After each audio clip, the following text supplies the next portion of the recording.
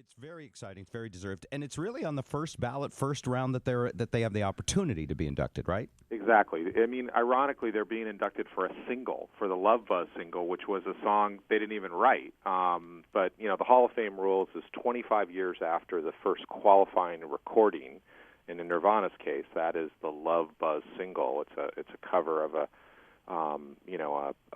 band from Holland called the Shocking Blues song. Basically, it was like, Ty Cobb and Babe Ruth in terms of the, Baseball Hall of Fame. It was an absolute sure bet.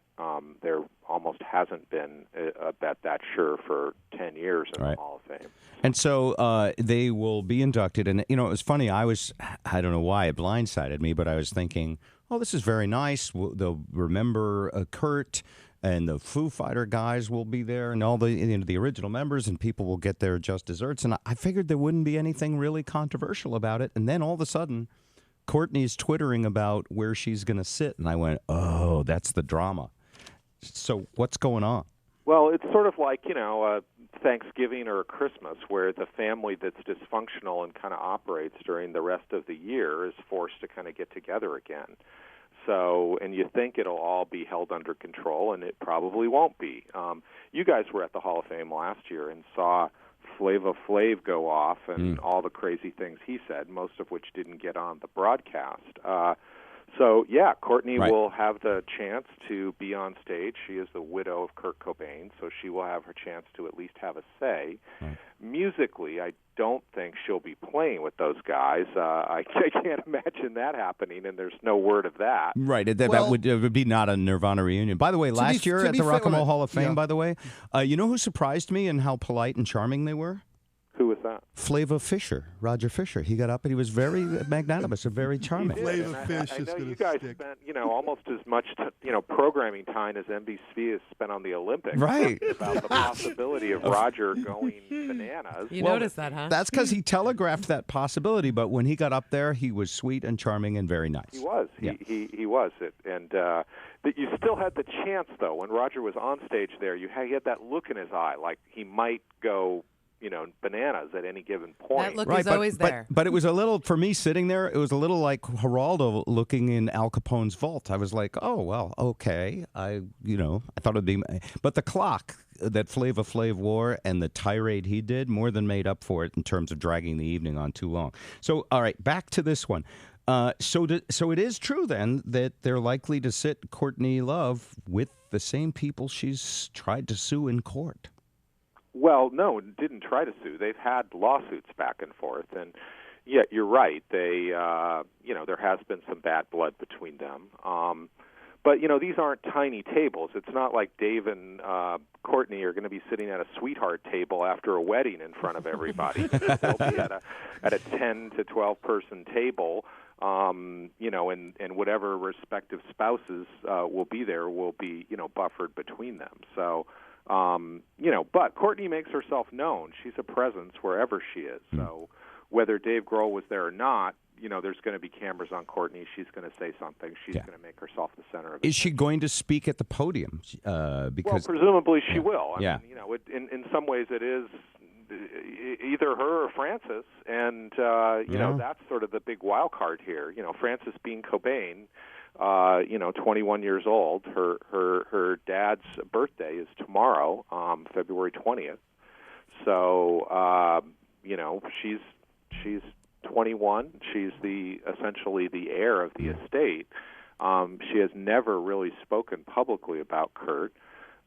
She is involved in decisions that the estate makes. So presumably she's invited there just as much as Courtney is, and doesn't get along with her mother on Twitter at times as well. So, you have a bunch of different, things. You also have Novoselic, who at times is extremely eloquent, and he's a great guy. He's really the heart and soul of what Nirvana was. It was a form between he and Kurt, and way long before Dave ever got into it. And Chris is also known for saying crazy at times and funny things. If anybody remembers when Nirvana won an MTV Music Award, and Chris threw the bass in the air and it landed on his head and literally knocked him out.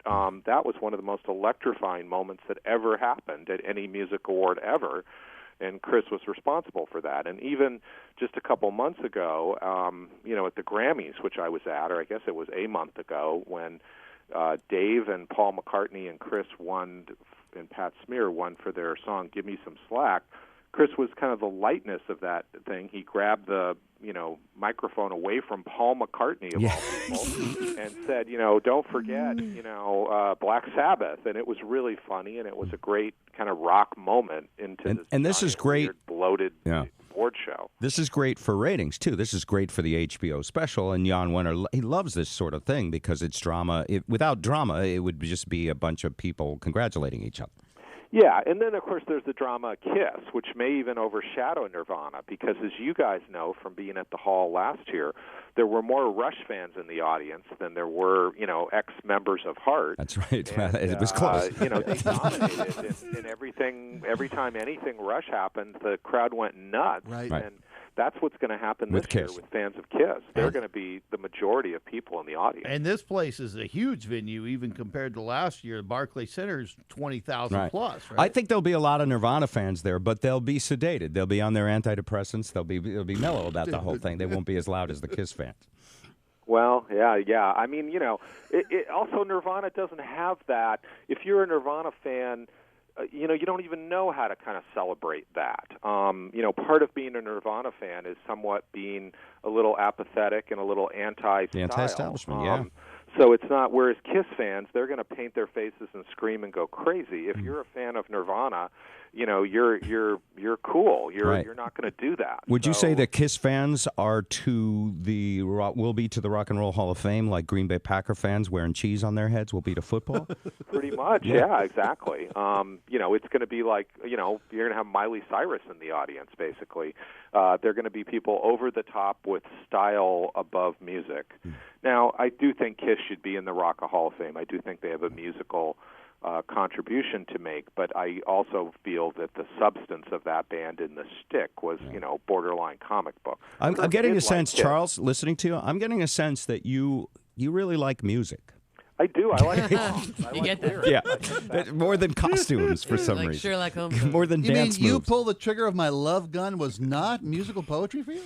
It wasn't, though I did have a Kiss pinball machine in my office at the Rocket. So, I'll go that far, I want to rock and roll all night, absolutely. I would play that song when I scored my, triple double zero, pinball success. So, okay. Music is of all the things he could have scored in that sentence, that was the safest one I could think of. Musically, Charles, you mentioned you don't expect Courtney to get up there and play any Nirvana music. How do you think they will perform? Do you bring Taylor Hawkins in to play drums so Dave can be out front? No, absolutely not. Dave is going to play drums, and what you will get is you will get someone like Paul McCartney. It'll have to be someone like that, or Bono, or someone else, and they won't do a straight version of a song. Nobody's going to get on stage and try to pretend to be Kurt Cobain.